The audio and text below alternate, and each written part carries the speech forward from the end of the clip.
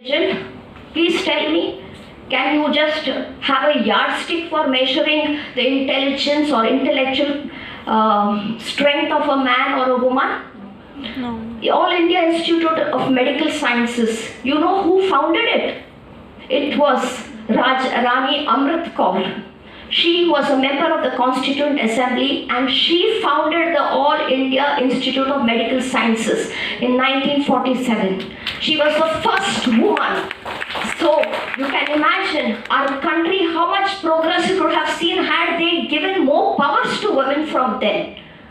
They are not giving us charity. They are not doing anything great by saying, oh, we are giving you reservation. My talk was, why reservation? I don't want reservation. I want representation. So that is how we should look. And where do we begin? Where? Can anyone tell me how do we begin? We begin with our mindsets. So before we change somebody, we should change ourselves, our way, our approach, our thinking. Everything should be changed. Mahatma Gandhi said, be the change you want to see. So when you want to see some changes, then you please, in your house, don't you all find this parity? Are you all equally looked at with your brothers? No. What will your mother say? No, you have to get married. Why should we spend so much money on you, so much of dowry? Let my son go, let my son study. Is it right? No, it's not. So we have to change that mindset complete. There has to be a 360-degree turn. Tomorrow you are the future leaders of this country. You all are the future mothers of this country. So we have to teach the children to give respect to all genders, because Supreme Court recognized the third gender in the Nalsa case. So the transgender persons were known as the third gender. So when they said they also wanted an opportunity, they also wanted, because they have been oppressed for a very, very long time. So they've been more humiliated than women in this country. They've been looked down. They've never got opportunities. They've never got employment. So in 2014, they were recognized. Supreme Court gave them that recognition. That's how they've been able to come out. So we also need to come out from our shells. We also need to assert our independence. And what is independence? When I say I need empowerment, for me empowerment means financial independence. The day I can stand on my feet, my 2 feet, earn my own money and say yes and decide what I will do with that money. Not by lipstick or anything, but I utilize that. Utilize that in investment, in buying a house for myself, a car for myself, living a dignified life in society, at par. Nobody to point fingers at me and say, because there are always people trying to pull you down. So you must go into this world with confidence. Yeah. I believe that education is not only a vehicle for the transmission of knowledge, but also a powerful force in shaping special attitudes. In order to promote, develop, and create a gender-sensitive education system, it requires a holistic and multifaceted approach that involves curriculum development, teacher training, awareness campaigns, and active involvement from all stakeholders.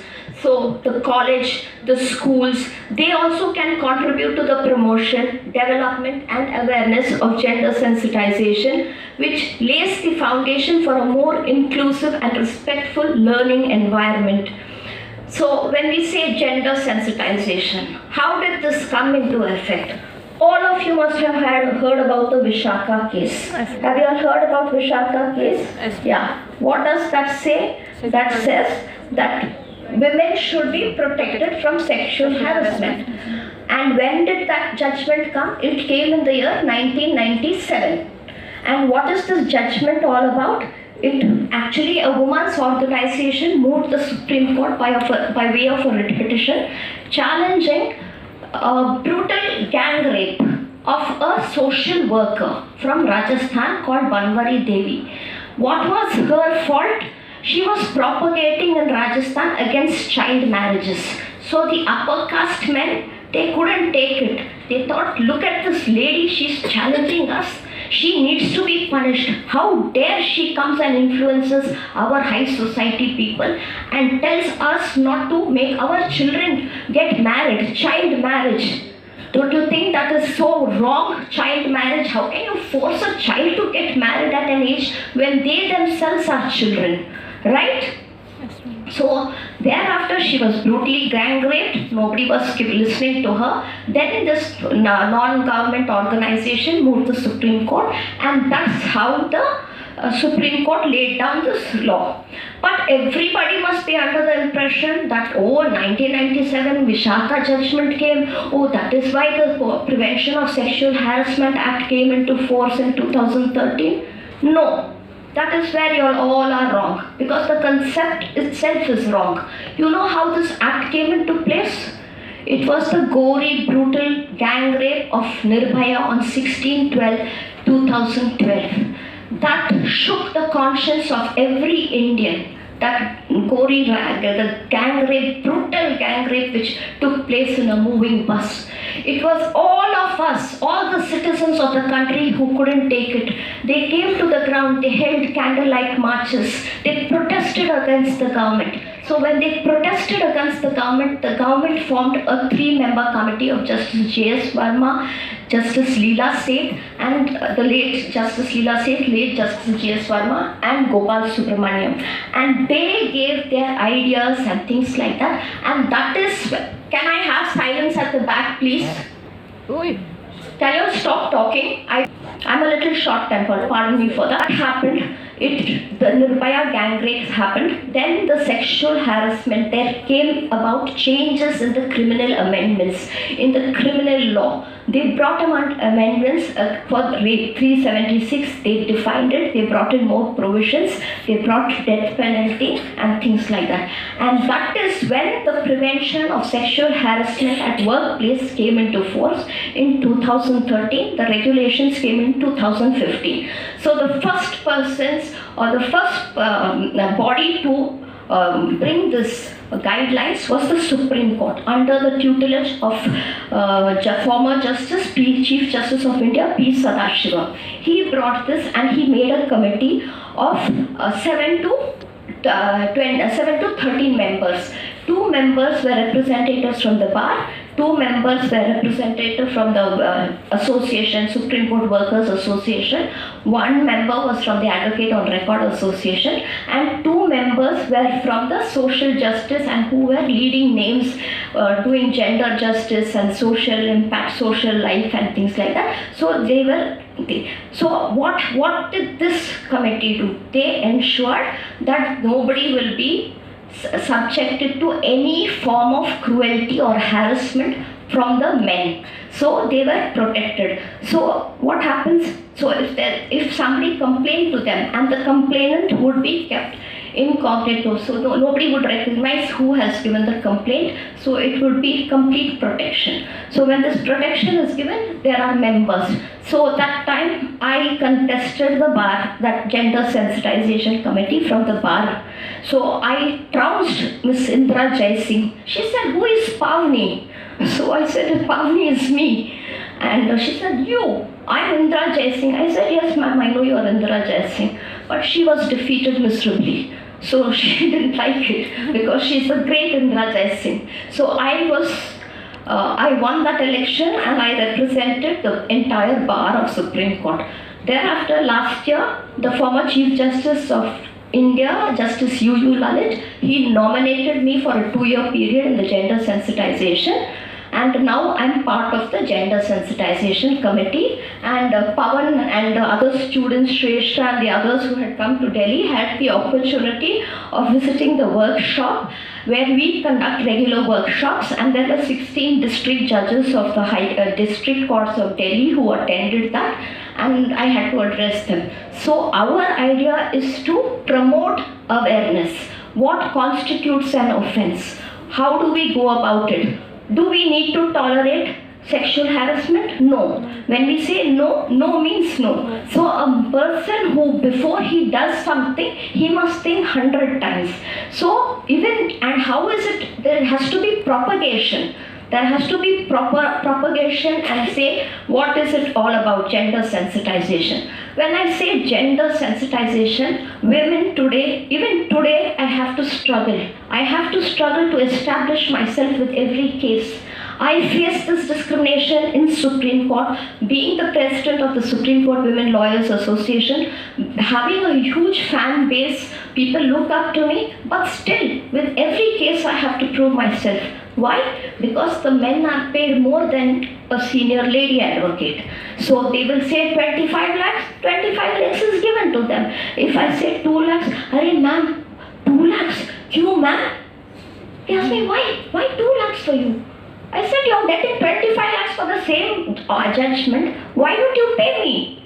What is less than me? I'm delivering you the same thing. I'm getting you the order. Why not? So there again the mindset is men will perform better than women. But women make better judges. Women make better counsels. Why? Because we put in a lot of effort. We do it sincerely. We do it with great integrity and honesty. We shoulder so many responsibilities. We juggle so many things. I look after the house, I look after my children, I look after my people who work for me, I take care of the house. But still, I will be there in court 10 minutes before the judge comes. I don't let my clients down. I don't give them BP. I do my case. Because women are very good at multitasking. I'm sure all of you all will agree with me, all my professors sitting here. You all agree that you all put in your efforts, come heaven or hell, you all will do your work there and you all will not neglect anyone. Your student is equally important to your son and daughter. That is what women are. Women sacrifice. They sacrifice so much. For what? The betterment of the children, the betterment of the future children, the future leaders of this country. You all should not give up law. You all should practice law and not get into firms where they give you a fat paycheck. No, you must struggle. I have struggled. People say, ma'am, you were inspired. You're Mr. Rao's daughter-in-law. Nobody knows the 30 years behind me of struggling and establishing an identity of my own. Does anything grow under a banyan tree? Nothing. So I had to alienate myself and stand for myself and fight for myself and say, listen, I may be Mr. Rao's daughter-in-law, but it's not genetic. I am Mahalakshmi and this is what I am. Want y'all. See, there is no life without risks. There is no life without challenges. We should accept them. We should move forward. We should put our foots down. We should, say, yes, we can do it. You should have that thing. Impossible is a word in the Fool's Dictionary. So, remove the word impossible. Say, yes, I will achieve it. Positive thinking. No negative thoughts. You all will move forward. You all will do very well. See, in 1919, Regina Guha, she was the first advocate. She was the first law graduate. But she went to the Calcutta presidency in 1919. You understand? 1916 and 1919 the verdict came that she is not eligible to practice. Then later on, Bombay High Court granted that status to Cornelia Sorabji, who was the first women advocate. So it has been a tireless journey from time immemorial for women to establish themselves. It is so difficult right from then. They worship. If you go to temple, Padmavati Ammanovaru is there, Tai, you all will pray. But when your wife is there, your sister is there, you all don't bother. So women should not only be worshipped in the temples, you must see God in women, you must empower women. And how can they be empowered until and unless the men support? See, it takes two to tango. So a man and a woman, they are incomplete without each other. Even if you take the word woman, there is a man, right? Even she, there is a he. So we talk about gender parity. So that is how I look at it, and that is how you all should look at it. So when we say gender parity, see, feminism. What is feminism? Does anyone know what feminism is? Feminism is not standing up for women's rights. It is standing up for equal rights. Equal rights, standing up for a man as well as a woman. You know something? I appear for so many men in this country, all who fight divorce cases. They come to me and say, "Ma'am, hame bacha lo." You know why? Because there again, women take undue advantage of law.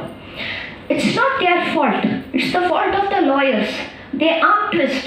They try to bring up false cases. 498A is not a, it's more, it was a weapon to help and protect women. It was a kind of vastram, kavacham. But today it is used to arm twist, to blackmail the man, to get a divorce, to get a great alimony and then walk away. I am totally against that. Totally against that. I am also against something called marital rape. I am totally against that. I am representing a men's association. A men's association and standing up for those women who are not considered by the courts. It's wives. There are wives who file cases against the men saying marital rape. They want marital rape to be incorporated so that they can punish the man. There is already Domestic Violence Act. So many sections. There is 498A. Then you have the Criminal Procedure Code, IPC, assault. You have so many sections, 506, 354, whatever you can, to hamper the man, to pull him down, to take revenge. So why this extra thing called rape? Because it's a non-bailable offense. And I appear for those women who judges have completely forgotten. You know who they are? They are the victims, mothers, sisters, dadis, nannies. They are all brought in under the name of torture, under the name of dowry harassment, under the name of why? Why? So that is something wrong. So you all should also stand up. When you all become lawyers and somebody comes to you, a litigant comes to you and says, I say you put ee case ani chesandi ilag rasi andi ante meeru vaddu satyam choppalani adagala. You must stand up for truth. You must not mislead them. You must not misguide them under the lure of money. You should not ruin lives. Not only the man who's called a husband, his life is ruined, society will look down at him. They'll say, oh my God, he's a rapist. What about the daughter of the rapist? Will anyone marry her? Does she have a future? No. But unfortunately, these women go blinded by vengeance. So much of anger. We want to finish him. But once upon a time, they were touching his feet and putting their mangalyam, putting haldi kumkum and praying. Bhiman Amavasya, Karwa Chauth, they do all that. But suddenly what happens? Why does the table turns? You understand? So this is how we should look. We have to be equal. We should weigh both the scales. We should look at the point of justice. Justice should not only be done, it should seem to be done. Right? So this is how it is. And I would also like to put one point, a question before all of you, which I want you to ask yourselves whenever you get that moment of silence amidst your busy life. When we talk about beginning the journey of change towards true gender empowerment in its real sense, and who can truly bring that change in society and when? Just ask yourself honestly, if not me, then who? So before you point your fingers at your dean or this madam or that madam, when I was coming up I saw a poster, ragging. It's so unfortunate. In today's world we still have ragging. Who are those people? Who has given them that power in their hands to drag somebody else? And why doesn't they all accept collective responsibility? Today an accident is there, people see, they'll take WhatsApp videos, circulate, but they will go ahead. That man will die. Nobody is bothered. Why? Because in today's world, you all are more involved in social media. Social media. And remember one thing, day before yesterday, the Telecom Act was passed in Parliament. And you know what the Telecom Act says? It says the police have the power to seize your mobile and ask you to give information. They are forced. That is a draconian law. It is a law against self-incrimination. It is a violation of your basic right under Article 22. You have that protection, right against self-incrimination. But this new law says, listen, let the judiciary go to hell. The police have been given powers. The criminal amendment which was passed yesterday is not good law. It's definitely not good law because nothing has changed. The crimes are the same. And why do you give Bharatiya, this Samiti or whatever names? It is the criminal procedure code. You are taking away the powers from the judiciary, from the magistrate, and you are giving the power to the police to do anything. Tomorrow he will take you inside and put you inside. 50 days was the earlier thing, now till 90 days. And people talk about people languishing in jails.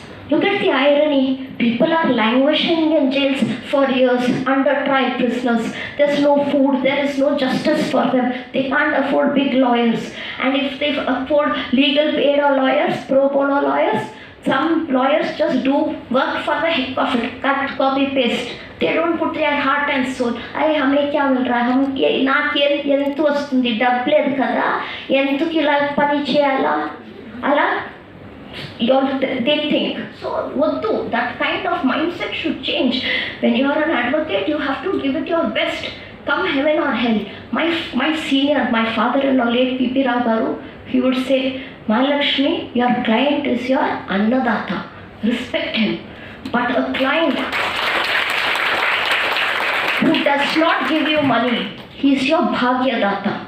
And I will give you a very nice example which happened in my own life. As a lawyer, I read the newspaper one day and I found that a 28-day-old baby was raped and murdered by the neighbor. The mother and father, they are laborers, they had gone to work, they had left a 28-day-old baby in the care. And what did he do? He raped the child and killed the child. It moved my heart. So as the president of the Women Lawyers Association, I filed a writ petition. I said, Lords, this country is going to hell.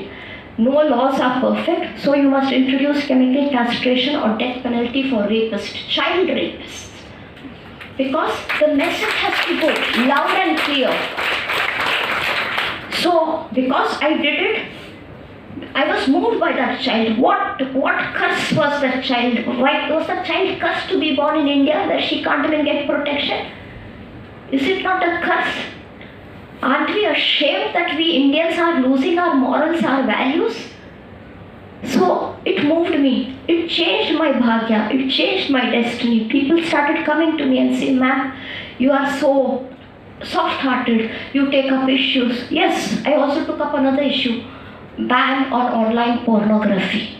Why? And the matter is still pending. Because if they had taken court, had given a stay or something, it was stayed for 3 days. 857 online free porn sites were shut down. But it was revived after 3 days. Why? Because the revenue of the government was going down. Why was the revenue going down? Because big business houses had crores of money coming in there. But had it not been open, you remember the Gurgaon child rape? The sodomy, a 7-year-old boy was sodomized by you know who?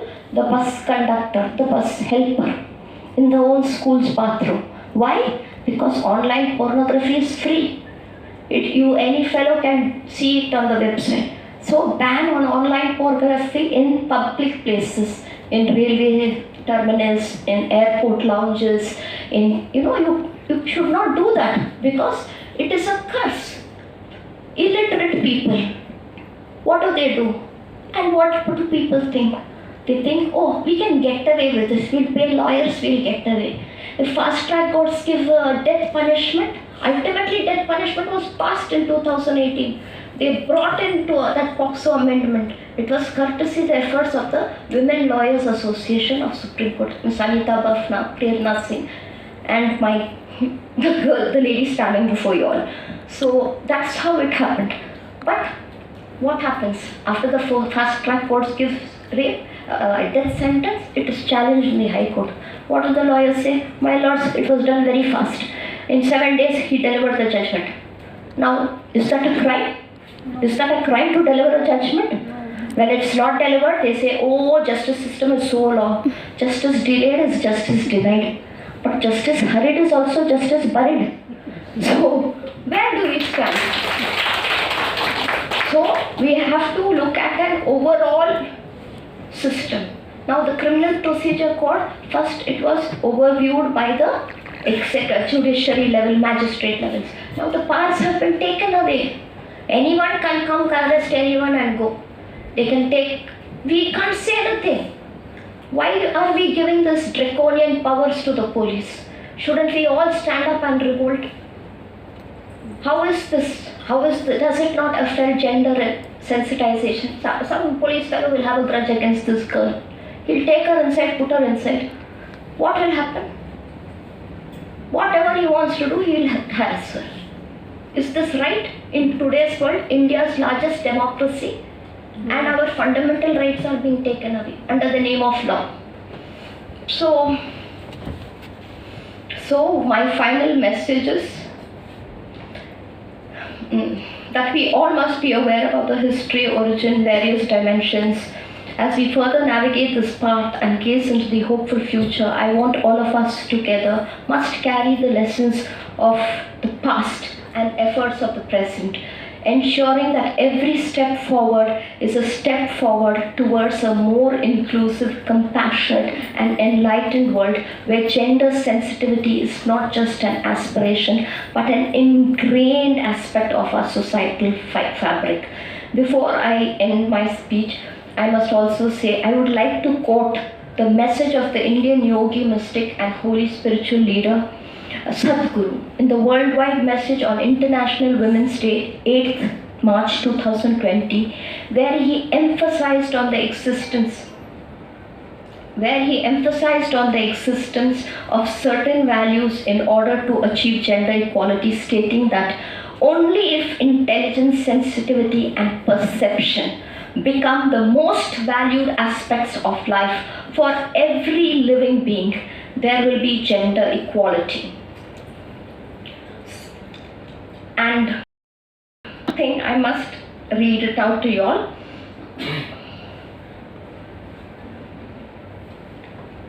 Oh God.